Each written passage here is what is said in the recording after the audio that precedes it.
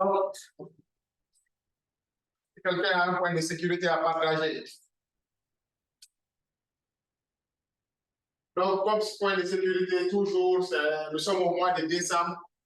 C'est les fêtes de fin d'année. Tout le monde est vraiment dans la fête. On est vraiment excité. Donc, c'est de faire vraiment attention dans la circulation, au quotidien, surtout les petits bols. Les gens qui veulent faire la fête, qui n'ont pas de moyens, cherchent vraiment à faire des vols. Donc, on doit préserver nos équipements, nos ordinateurs, nos portables. Quand on sort, on s'assure que les maisons sont fermées très bien et les vitres sont fermées pour éviter vraiment les vols pendant cette fête de fin d'année, pour vous éviter les soucis.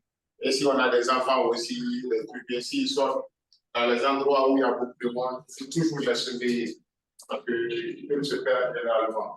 Donc, ils doivent être vraiment sur vigilance. C'est ce point de sécurité que j'avais à partager avec vous.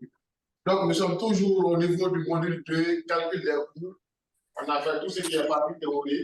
Là, on va finaliser la partie pratique aujourd'hui sur la méthode ABC. On avait fait aussi le cas pratique sur l'imputation rationnelle, les coûts partiels, les coûts cibles. La dernière fois, on avait fait ça, vérifier comment c'était intéressant, comment ces petits outils peuvent nous aider au quotidien. Vous avez des fichiers Excel. Il y a des fichiers Excel, vous allez voir que c'est des fichiers vraiment simples quand vous comprenez la logique. Et puis, vous allez essayer de le prendre charge, de vous approprier, d'appliquer ça, de vous l'idée et de la pratiquer pour que vous puissiez apporter, faire des économies dans vos entreprises, apporter de l'argent, considérer l'entreprise toujours, même si ce n'est pas pour les actionnaires, comme si c'était pour vous. Parce que si l'entreprise ne va pas bien, si elle ferme, vous perdez le salaire. Donc, il ne faut jamais dire que ah, moi, ça ne m'intéresse pas, ce n'est pas pour moi. Donc, il ne faut jamais faire ça.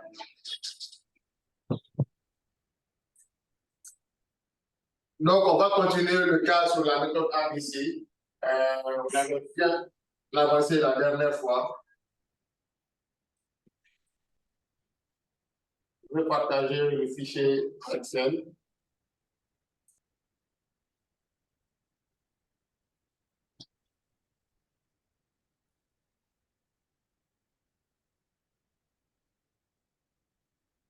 Donc, la dernière fois, on avait lu le cas ensemble. C'est un cas qui est très intéressant, qui commence par la méthode des coûts complets et qui finit par la méthode ABC. On avait fait remplir le premier tableau qui était là.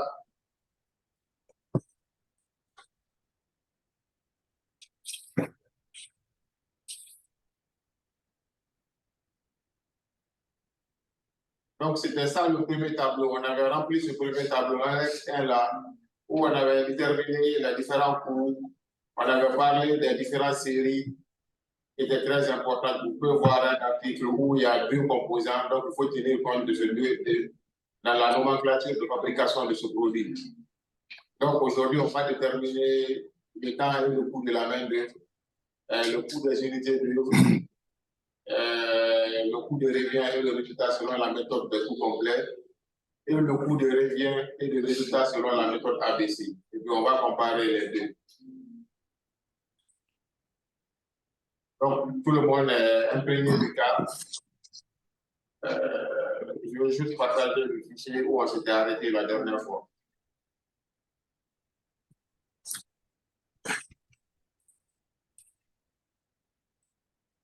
Yo. Tu m'entends? Bonjour, ça va.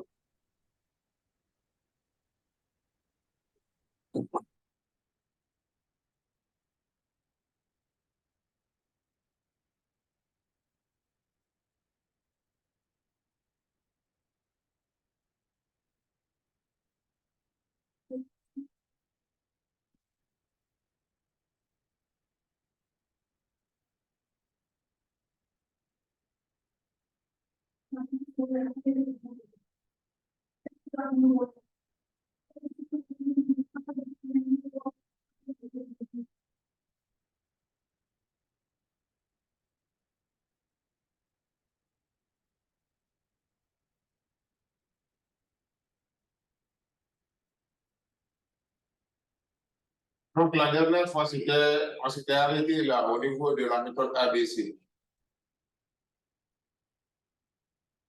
On avait dit qu'il fallait fabriquer 10, qu'on a vendu 10 000.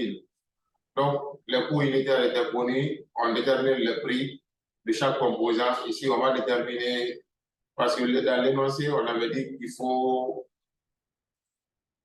de compléter le tableau de la détermination de l'achat des composants. Donc, ça, c'est le coût de la matière première. Donc, on avait dit que c'était 10 000, parce qu'on avait vendu 10 000. Le prix aussi, c'était la même chose. Dans le produit 1, qui était, qui était C1, on avait dit qu'il n'y avait pas de composant C, donc c'était 0. Ici, on avait dit toujours 10 000 fois 1. 10 000 fois 1 toujours. Ici, c'est 10 000 fois 0. Ça, c'est 0 parce que le produit ne contient pas de composant C. Donc, on ne va pas l'utiliser. Après, on était passé au niveau du C2. C2 aussi, c'était 7 500 qu'on avait vendu. Donc, par définition, on avait dit qu'on n'avait pas de stock. Donc, comme on n'a pas de stock, ça veut dire qu'on a produit la même quantité aussi. Oui, bonjour. Donc, mais ici, dans le composant, au niveau du produit C2, on avait 7 500. Ici, on a 15 000. Parce qu'on avait dit que dans le produit 2, dans la nomenclature, c'était 2 fois. Donc, la nomenclature est très importante. Quand on calcule nos coûts, si on ne tient pas compte de la nomenclature, on va faire un coût qui est sous-estimé. Et si vous voyez dans la nomenclature ici du produit, on avait dit C2, il fallait 2 composants B pour fabriquer C2. C'est comme si on avait dans mon téléphone portable, je disais que pour faire mon téléphone iPhone, j'ai besoin de 2 appareils photo. Un devant, un derrière. Donc, ça veut dire la même chose. Donc, si les 2 appareils photo coûtent la même chose, je suis obligé de mettre 2 fois le montant du coût d'achat. Donc, c'est pour ça qu'ici, on avait 7 500. Comme on a fabriqué 7 500 unités, donc c'est 2 fois composant. On a le même, les prix, ça ne change pas quand même. Ici, on a les montants qui est égal à prix fois le coût unitaire. Ça, c'est très simple.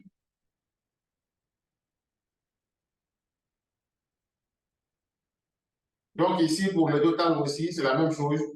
Le total des composants, comme c'est les différents composants, on va juste additionner. On fait, ça c'est la somme. Ici, c'est le total, la partie, le total des 2 composants. Donc, c'est 10 000 fois 7 500. Ici aussi, 10 000 fois 15 000. 7 500, comme il y a produit A, c'est 0, donc c'est 7 500. Ici, le coût, c'est la même chose. Après, on a 7 500 au niveau des quantités, parce qu'on a fabriqué 17 500, parce qu'on a fabriqué 10 000 et 7 500. Donc, pour ça, on a 17 500. Donc, c'est la même suite ici. Logiquement, qu'est-ce qu'on aurait dû faire? On aurait dû dire, OK, d'accord, comme c'est le composant A, B, C, on aurait dû associer, faire la somme de ça. Mais si on fait cette somme, ça n'a pas beaucoup de sens. Ce qui est intéressant ici, on va raisonner en produits. Donc ici, on a fabriqué combien de produits? On a fabriqué 10 000 produits. Donc on va mettre 10 000 ici, au lieu de mettre 20 000. Parce que si on met 20 000, c'est comme si on avait dit des vaches, des chèvres, des trucs qu'on avait additionné des composants. Mais le but, c'est d'avoir un produit. Donc, si j'ai un produit, il vaut mieux prendre la quantité de produits que j'ai ici, 10 000, au lieu de faire la somme ici. Ici, quand même, les valeurs, on fait la somme. Et au niveau des coûts unitaires, on divise pour trouver la moyenne. Donc, c'est là-bas qu'on s'était arrêté. Après, on passe au niveau de la question 2. La question 2, c'était la main d'œuvre. Donc, c'était le tableau-là. On a déterminé ce tableau-là, de remplir ce tableau-là au niveau de la main d'œuvre. Donc, on va faire ça ensemble. Donc, ça aussi, dans l'énoncé, il y a des indications. Ils donnent toujours des indications dans l'énoncé. Je ne sais pas c'était quelle partie. Voilà. On dit le temps de la main d'œuvre. On dit pour fabriquer le produit C1, c'est 15 minutes. Pour fabriquer le produit C2, c'est 20 minutes. Voilà, c'est le temps, c'est le coût horaire de la main d'œuvre directe. On dit le coût de la main-d'œuvre directe, charge sociale comprise, est évalué à 100 euros. C'est-à-dire, une heure va coûter 100 euros.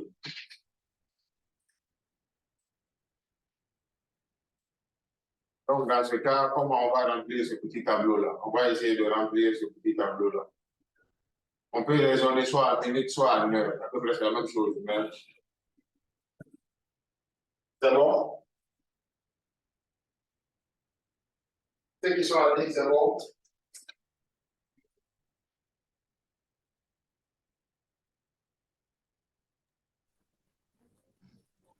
Je vous suis, mais bon, Ok, je ne peux pas jurer que je comprends. Hein. Je ne peux pas jurer que je comprends encore très bien, mais je vous suis. Il n'y a pas de problème.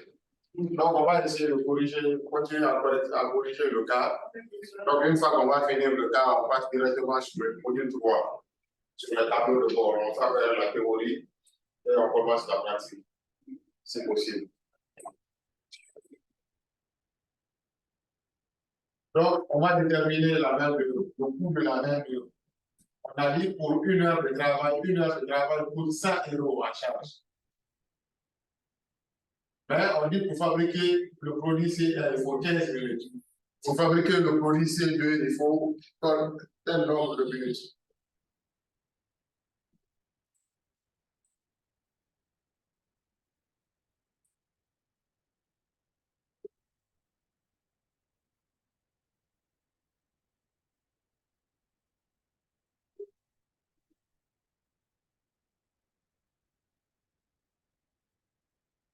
Donc, c'est le coût de la main de toujours.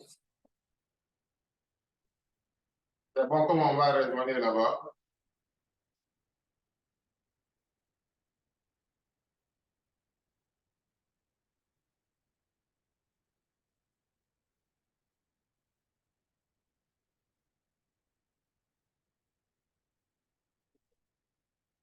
On a fabriqué combien de produits de C1? On a fabriqué combien de produits de C2? Donc, on dit pour fabriquer un produit, il te faut 15 minutes. Et toi, tu as vendu combien? Tu as produit combien? Donc, il va déterminer, n'oubliez pas qu'on a déterminé le coût de production d'un ordre de production, on dit 10 000 ou 20 000.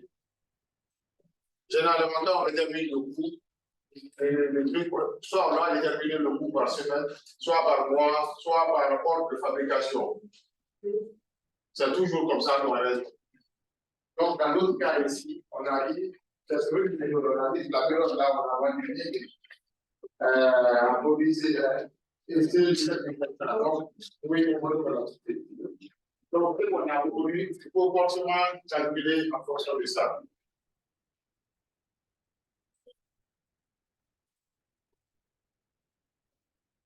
Pour le C1, on a fait combien?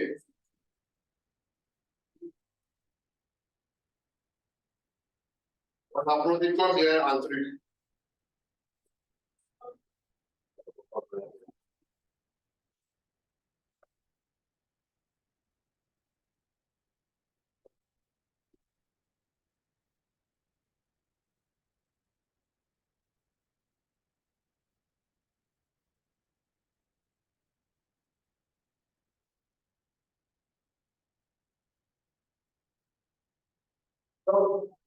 Donc, ça va faire combien en quantité?